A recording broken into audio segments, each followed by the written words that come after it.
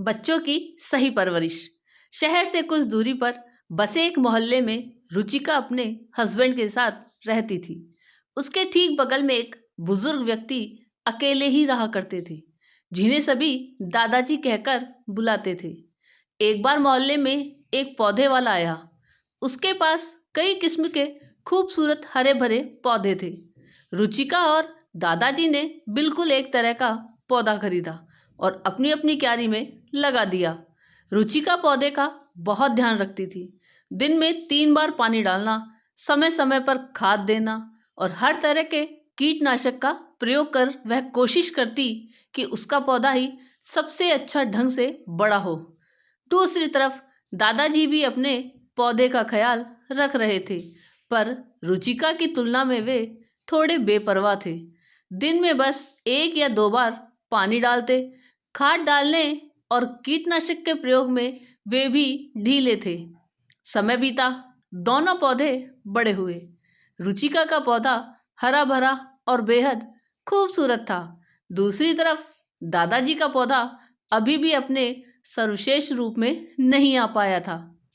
यह देख रुचिका मन ही मन पौधों के विषय में अपनी जानकारी और देखभाल करने की लगन को लेकर गर्व महसूस करती थी।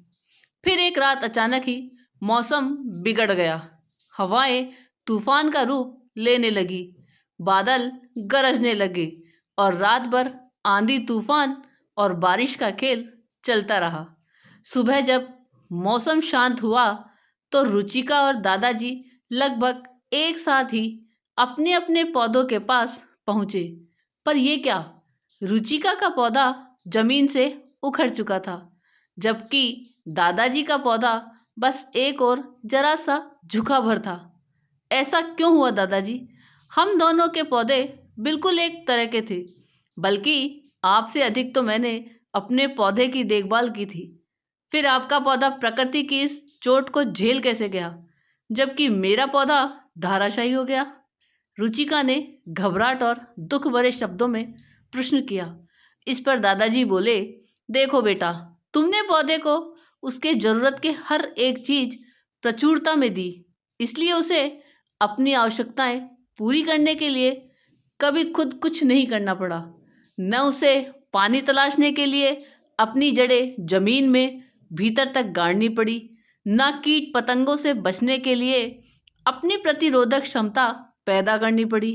नतीजा ये हुआ कि तुम्हारा पौधा बाहर से खूबसूरत हरा भरा दिखाई पड़ रहा था, पर वह अंदर से कमजोर था और इसी वजह से वह कल रात के तूफान को झेल नहीं पाया और उखड़कर एक तरफ गिर गया। जबकि मैंने अपने पौधे की बस इतनी देखभाल की कि वह जीवित रहे।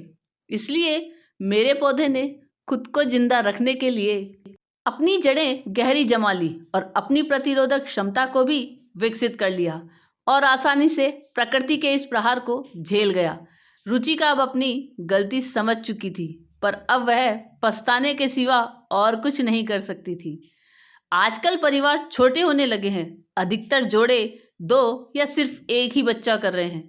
ऐसे में माता पिता बच्चों का रखरखाव करने में उन्हें इतना कर दे रहे हैं कि बच्चे को खुद करने और संघर्ष करने का मौका ही नहीं मिल रहा।